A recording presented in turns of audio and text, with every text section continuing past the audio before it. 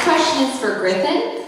Griffin, in your campaign statement, you wrote that you have, quote, pushed for increased transparency and accountability within SJP. What specific steps have you taken to accomplish this goal, and what pushback have you or do you expect to encounter? Sure.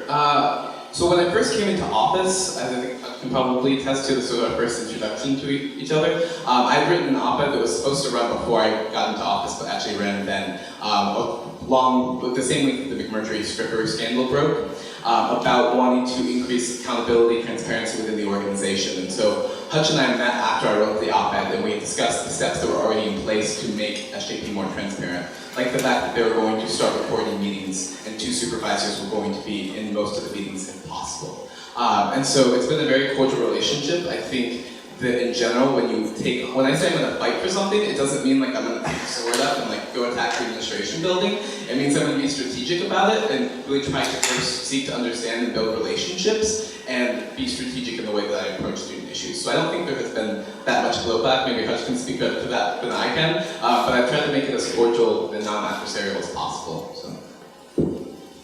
I have a follow-up question to that. So you stated that SJP started recording its meetings. Students actually don't have access to the recordings. They're conducted by SJP and they're provided at their discretion only.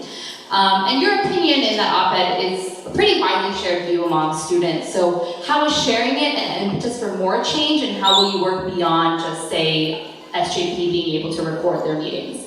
Sure. So I think the point of recording the meetings is one, so there's a record for SJP so they can go back and listen back to what students said. If they mentioned something just quickly in passing that maybe they didn't get to write down, they can go back and look at it. And it's also a way for students to, if they have a complaint, they can bring it to Hutch or the provost or to Lebron, and they can about maybe their treatment or mistreatment in a meeting, and they can go back and listen to it and see if that is actually true. And so in none of those cases does the student necessarily need to have access to the recording.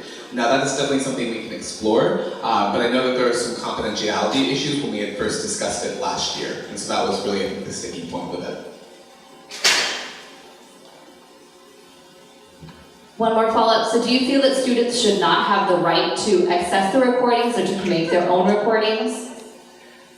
Well, so I don't personally understand the context behind the rule that you are not allowed to record administrative meetings, except possibly that they want to avoid students being able to edit a video and make it look more incriminating than it is. Personally, I think that actually students having these recordings would help to better dispel some of the rumors around the SJP. And also show that they are making strides towards being more accountable to students, and so I think it would be a good thing for those to be available to students, but that's something that we can discuss in